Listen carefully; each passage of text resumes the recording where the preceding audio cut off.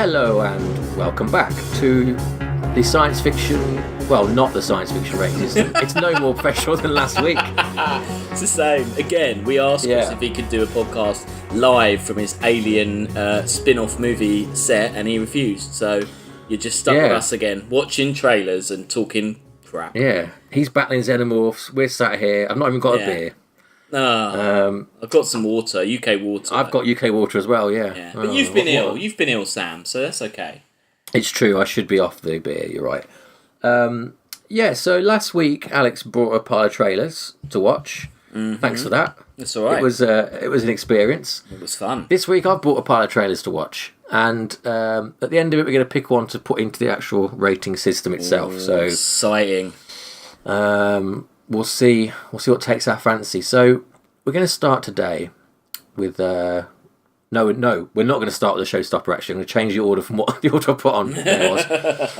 Right, so we're going to start today with a film called Future War.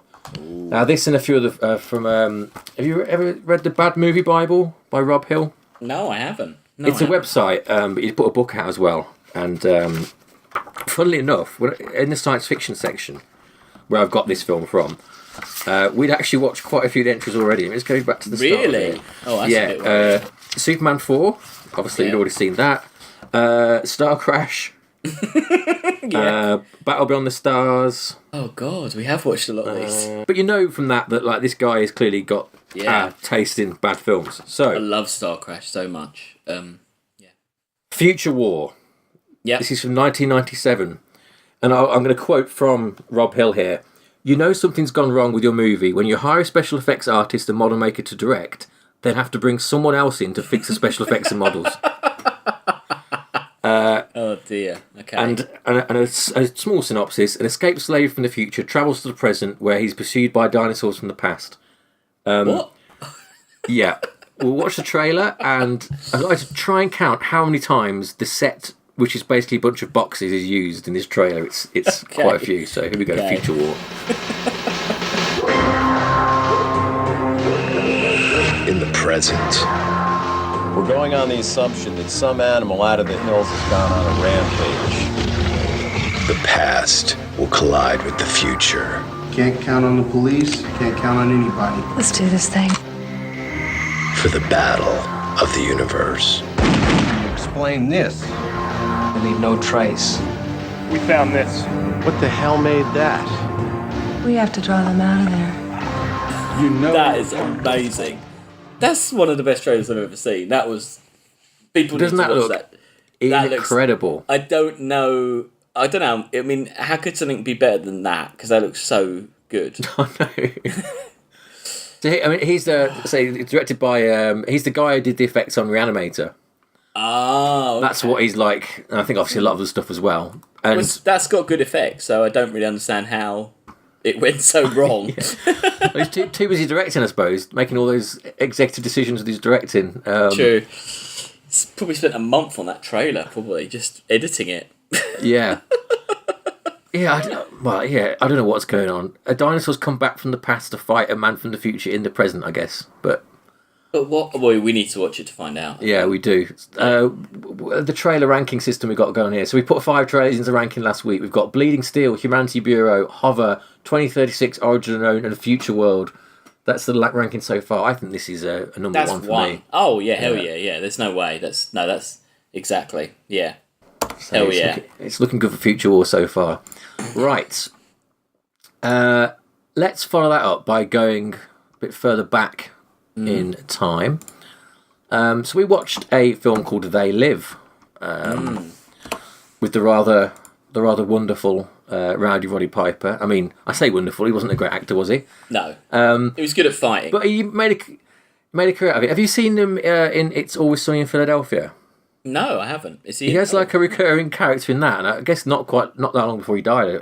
I should think, but he's actually really good in that. He plays like a sort of like a homeless dude, but he's quite funny in it. He finally learned how to act.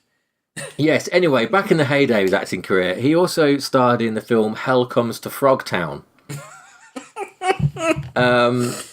So called because his character is called Sam Hell, and he is literally sent to Frogtown. Frogtown, right. Yeah. Let's see what they've done there. Right, here's a quick synopsis. The recent nuclear apocalypse. It's always the nuclear apocalypse, isn't it? I guess because it's cheap to film an apocalypse, isn't it? There's not much around. Well, that, ultimately, really, that is a legacy of the original Mad Max, isn't it? People suddenly thought, wow, that looks like the apocalypse, and that was well easy. James Franco took note. He did. The recent nuclear apocalypse has drastically reduced the male population and made most humans sterile. Spangle, I don't know who Spangle is, sends Sam Hell into Frogland, the mutant wasteland. I mean, this is incredible.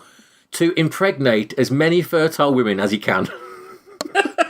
That's the setup of the film. Right, okay. Right. Once there, he learns that the mutant mayor, Toti, has kidnapped eight human women for his harem. Now Hell's mission is to rescue Spangle and the harem from this supreme mutant, the ambassador of death.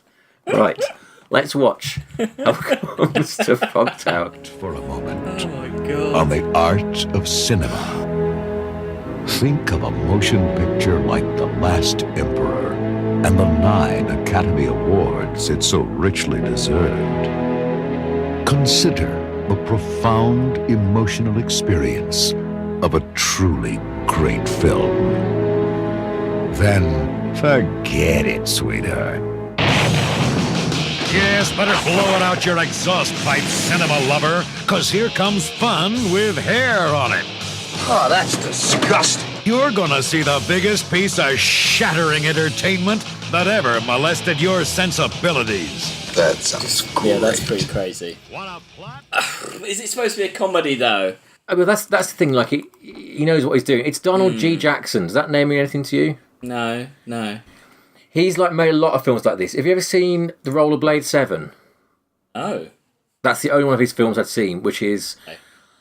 I mean, it's awful. It's basically like martial arts on skateboards for like an hour and a half. It's awful. Actually, I think that's probably technically a sci-fi film, actually. So. Oh God. But anyway, he's sort of just trash. Just really trash. He's often referred to as the Ed Wood of the video age, so he knows what he's doing. Yeah, so he's just pumping out kind of titillation and violence. Yeah, just but it looks fun, doesn't it? Yeah, it looks fun. What year was it? 1987. I mean, yeah, that's the kind of all around the kind of video nasties and VHS. Yeah, you can see why he would have made some money from that randomly. Yeah. I don't think it was as good as the Future War though.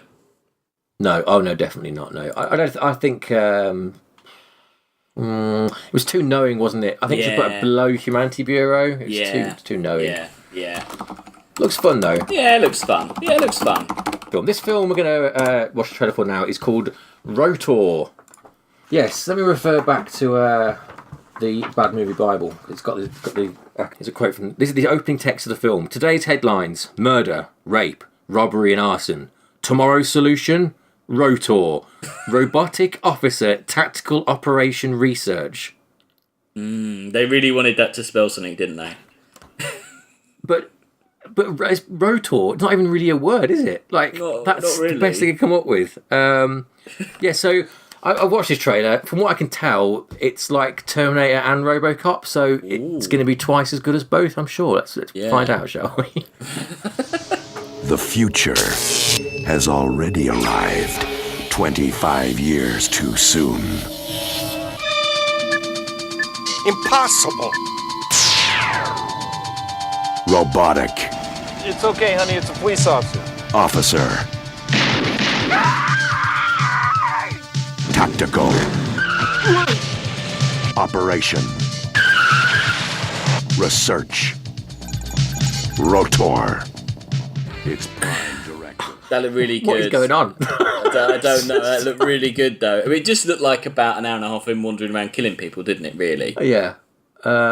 This is another example of someone I think who... This is directed, written and produced by Colin Blaine, right? Ooh, okay. So he'd got a red on Wikipedia, no link to a page. So I went looking at him, and he served as a storyboard artist. He got 86 credits as a storyboard artist. So it's not one of these cases where someone's obviously around Hollywood long enough that they just say to them, "Yeah, you can have a shot at doing it," don't they? And then yeah. They just walk in a room and say, "Oh, Terminator meets Robocop," and they're just like, "Yeah, have some money, just make it. Go on." Yeah. I did look pretty good though. I quite like.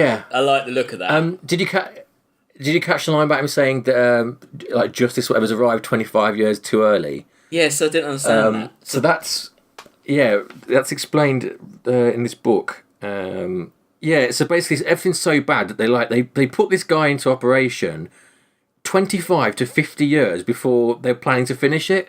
So like it's quite a long timeline for a. But why? I don't know. So they've got time travel. No. So this guy, they're making early. They're making the perfect cup, right? But the guy's like, it's going to take him 50 years to make it. Well, we've not got time for that, and that's why he's bad because he's been released 50 years too early. Oh my god! Yeah. Oh, that's quite a realistic plot device. Yeah, incredible. Put him out early just because someone pressed the button early. Wow. Okay. I don't know. That was pretty good to me. That's like, I don't know. You like that one, did you? I like that. I did like that, but so, where are you thinking in the ranking then? It wasn't as good as Future War though. No. So you think 2, 3? Yeah, 2.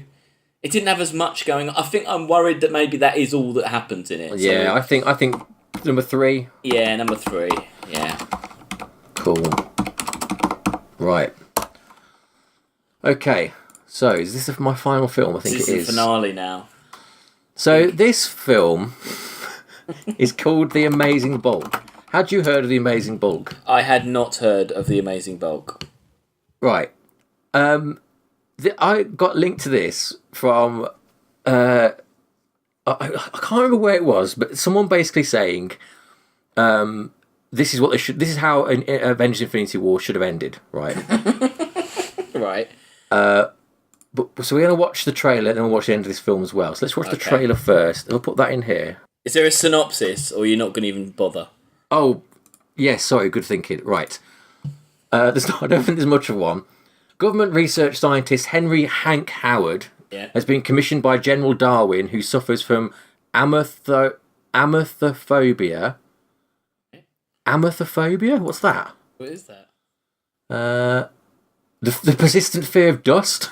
Oh, okay. Right. To develop a serum that will increase the user's strength and longevity.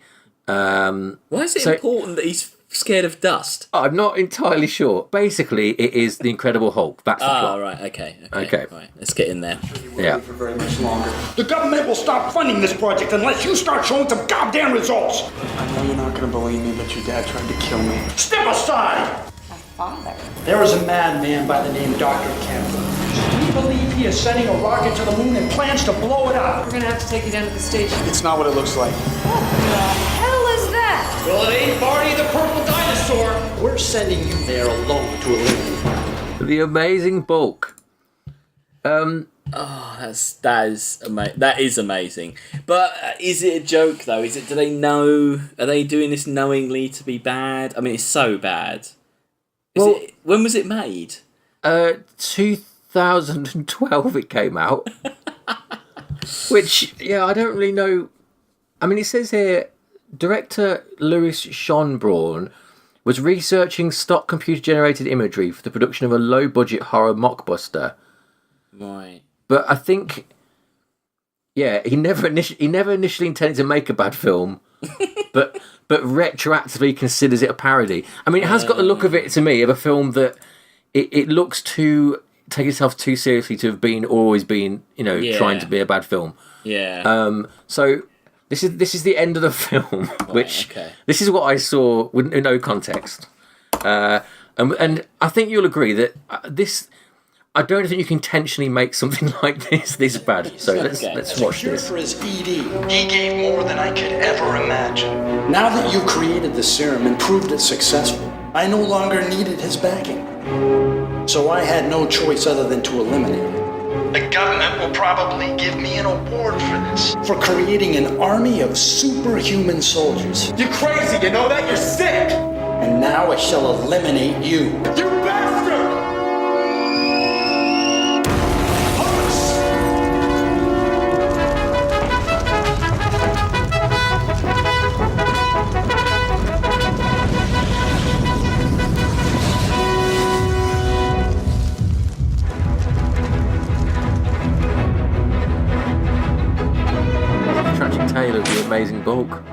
No, these actors are taking it way too seriously, aren't they? This isn't like... Yeah. Like, if they haven't been told to play it for a laugh, they're playing it as seriously as they can. Yeah. I really want to watch The Amazing Book. I mean, the thing is, that as much as I want to watch that, I have to do it at my own time. Chris is never going to watch The Amazing Book, even though that is clearly the best that film. is clearly the best film. But yeah, no, he'll never watch that. I think really we should go with Future War because there's got a dinosaur in it and we can kind of sell him on that. So Future War. I think it's Future War. Right, so the end of this 2-week saga of watching trailers. Yeah. Wow. Quite neatly, Future World was the worst and Future War was the best. Yeah. I mean, I actually think that was probably the best. Yeah, that was the best. But no, he won't. I mean, he will just refuse, won't he? Yeah. We'll have to start our own ranking system. Terrible films ranking system. We just call it the Amazing Bulk ranking system. just watch that a lot. That is. I mean, it's kind of unbelievable how bad that is. Like, it's quite shocking how bad it is. Like you said, you couldn't deliberately make something look that bad. Yeah, it's just... I mean, as I say, I'll encourage people at home to watch it as well. Yeah. Yeah, it has to be seen to be believed. It does. So that's it, really. So we've come a long way. We've seen a lot of things, but hopefully plenty to go and watch yourselves there. Yeah, and things will return back to normal very soon. Yes, it's Timecrimes next week, isn't it, I believe? Yes, it is Timecrimes. Yes, and I have a couple of quizzes. Do you? Have you watched Timecrimes? I have watched Timecrimes, yeah. Yeah, me too. We can't really say what we thought of it, can we? No, we can say it was an interesting film, can't we? It was an interesting film. Yeah, it was an interesting film. Yeah. Like I say, I've got 2 quizzes, so that'll get us through, don't worry, even if you didn't like it. I can't say a thing, can I? There's a little cliffhanger for people at home there. Yeah. Right. So thanks for joining me watching these terrible films, fun. Alex. It was very been a pleasure. You picked some amazingly bad films. Well done.